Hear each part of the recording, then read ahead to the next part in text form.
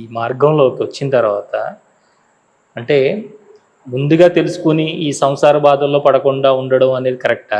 లేదు ఈ సంసారం చేస్తూ దీంట్లో ఉండి వాటన్నిటిని కరెక్ట్‌గా చేసుకుంటే మనం అనుకున్న లక్ష్యానికి అంటే చూడండి, ఈ సంసారము మనము కర్మ వశం వచ్చింది, కర్మతో తెచ్చుకున్నాం. పూర్వజన్మలో మనం కర్మలు చేసుకున్నాం కాబట్టి మనకందరు భార్య, పిల్లలు, భర్త, తల్లిదండ్రులు ఇవన్నీ ఏది వచ్చినా మనకు ఆ కర్మ దాంట్లోనే వస్తుంది.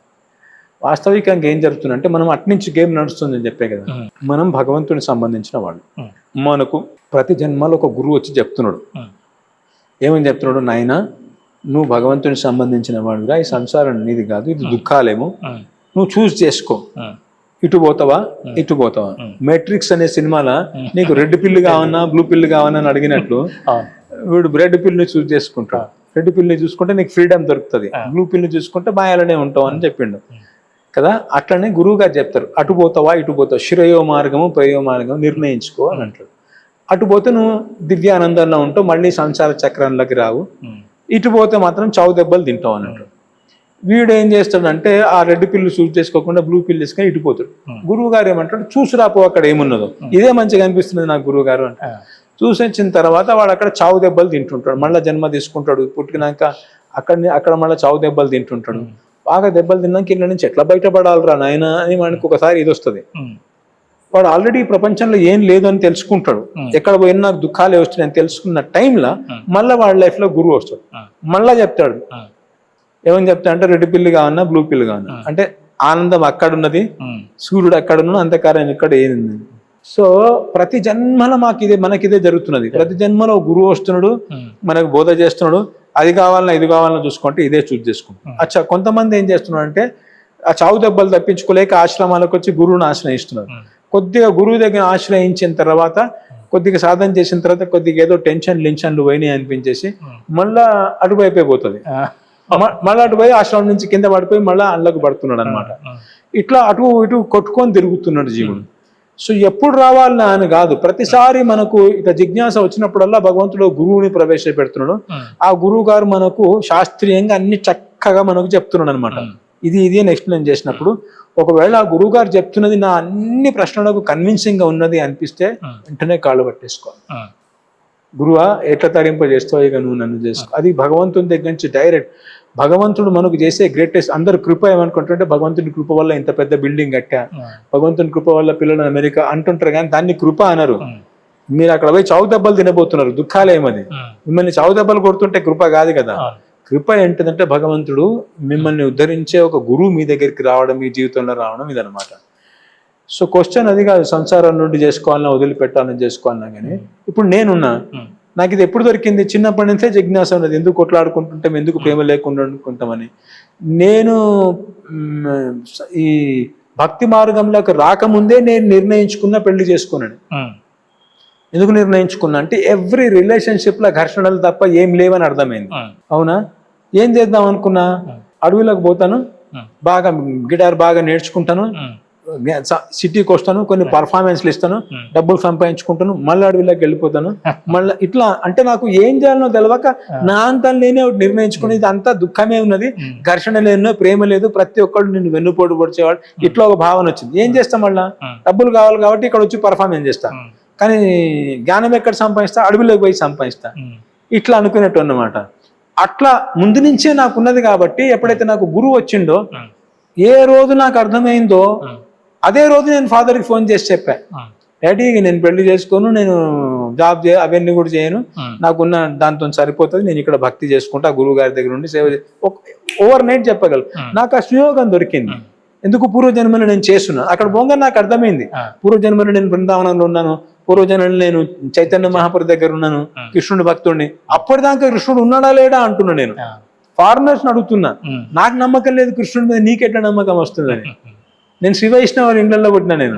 ఎందుకంటే వాడు no Krishna is very beautiful, he place food, he attract, ఇట్లా చెప్తే నేను ఆశ్చర్యపోయి వీడి కేంద్రం ఇంత నమ్మకం వస్తుంది కదా. అట్లాంటిది ఓవర్ నైట్ చేంజ్ అయిపోయింది కదా. సో అది అట్లా అవుతుంది అనమాట. అంటే పూర్వజన్మలో నేను సాధన చేశాను, కానీ ఇంకా దీని మీద వ్యామోహం తగ్గకపోతే గురువు గారు పోయి రారా అక్కడ ఏముందో చూసినప్పుడు మళ్ళా వచ్చి చావు దెబ్బలు తినడం మొదలెట్టిన. ఫ్రెండ్షిప్ చేస్తే వాడు దంతున్నాడు, ఇంట్లో తల్లిదండ్రుల మీద పెట్టుకుంటే వాళ్ళు దంతున్నారు, అన్నదమ్ములతో వాళ్ళు దంతున్నారు. కదా. అంటే ఘర్షణ తయారు చేస్తున్నారు, పీస్ఫుల్గా ఉండట్లేదు. అంటే ఎందుకు ఎట్లయితుందంటే ఎవ్వరు వాళ్ళ రోల్స్ ప్లే చేయట్లేదు. అందరికి వాళ్ళ వాళ్ళ పర్సనల్ కోరికలు ఉన్నాయి. ఆ పర్సనల్ కోరికలకు నేను అడ్డొస్తున్నా అనిపించేసి నా మీద తీర్చుకుంటున్నారు, అంతా ముక్కలు కొడుతున్నారు నన్ను కదా. ఇట్లా అవుతున్నది అనమాట. అందరూ రోల్స్ లో ఉండింటే తండ్రి రోల్ ఏంటిది, కొడుకు సుఖమే తన రోల్ కాబట్టి కొడుకు కోసమే పనిచేస్తాడు, కానీ తన సొంత ఆలోచనలు ఉండదు ఇక తండ్రికి. తమ్ముడికి ఏంటిది అన్న సుఖమే, అన్నకి ఏంటిది తమ్ముడి సుఖమే. రోల్స్ లో ఉంటే రోల్కి ప్రేమ ఉంటుంది చెప్పిన. ఇంకా ఇప్పుడు నేను నా తమ్ముడు సుఖం కోసమే పనిచేస్తున్నాను, నా తమ్ముడు నా సుఖం కోసం చేస్తే ఇంకా ఘర్షణ ఎక్కడుంది? ఇంకా మళ్ళీ వైకుంఠం పోవడం ఎందుకు, ఇక్కడనే అంత బాగున్నాక.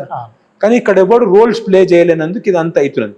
ఇక్కడ అంత ఘర్షణ ఉన్నది అర్థమవుతుంది, కానీ ఎందుకు ప్రేమలు లేవో అర్థం కావట్లేదు. అప్పుడు ఆ టైంలో నేను వెతుకుతున్నా, నేను సీకర్ అయిన టైంలో కదా భగవంతుడు అంటాడు కదా, 4 రకాలైన వాడు నా దగ్గరకు వస్తుంది, ఆర్తుడు, అర్థార్థి, జిజ్ఞాసి, జ్ఞాని అని. సో నేను ఆ జిజ్ఞాసి దశలో ఉన్నాను, చెప్పిండు, నా జ్ఞానం అబ్బింది, చెప్పగానే అర్థమైంది, టక్కున దిగిపోయాను అనమాట. సో ఎవరికి ఎట్లా అవకాశం, ఏదంటే సంసారంలో ఉంటామా, సంసారం నుంచి బయటపడతామా అని కదా. నాకు అట్లా అవకాశం దొరికింది, సంసారంలో పడాల్సిన అవసరం మరలేక ముందే నిర్ణయించుకున్నాను. నేను భక్తిలోకి రాకముందే పెళ్లి చేసుకున్నాను. ఇప్పుడు ఆల్రెడీ దిగున్న వాళ్ళ పరిస్థితి ఏంటంటే, దిగున్న వాళ్ళ పరిస్థితి ఏంటంటే గురువుని ఆశ్రయించాలి. గురువుని ఆశ్రయించి జ్ఞానం సంపాదించకపోతే మీరు రోల్ చేసే అవకాశం లేదు. నిరంతరం ఘర్షణలో కొట్టుకుంటుంటారు, నువ్వు అట్లా చేసినావు, నువ్వు ఇట్లా చేసినావు, నువ్వు అట్లా, నేను ఇట్లా. ఊరికి గుద్దుకునుడు తప్ప ఇంకేముండదు ఆ ఫ్యామిలీస్లలో కదా, ఫ్రెండ్షిప్లలో, ఆఫీస్లలో కూడా అంతే. అందుకనే ఆ ఫస్ట్ ఏం చేయాలంటే గురువుని ఆశ్రయించేసి గురువు గారి దగ్గర తత్వం నేర్చుకొని, ఎవరు రోల్స్ ప్లే చేసినా చేయకుండా మన రోల్ ఉన్నాం అనుకోండి, మనం వీటన్నిటిని తట్టుకోగలుగుతాం, తట్టుకునే శక్తి వస్తుంది, నిర్వీర్యత అనేటువంటిది పోతానమాట. ఆ యుద్ధాన్ని చేయగలిగే అర్జునుడు యుద్ధం చేసినట్టు మనం కూడా ఈ సంసారం అనే యుద్ధం ఇంటర్నల్ గా ఎక్స్టర్నల్ గా చేసే కెపాసిటీ వస్తుంది అనమాట.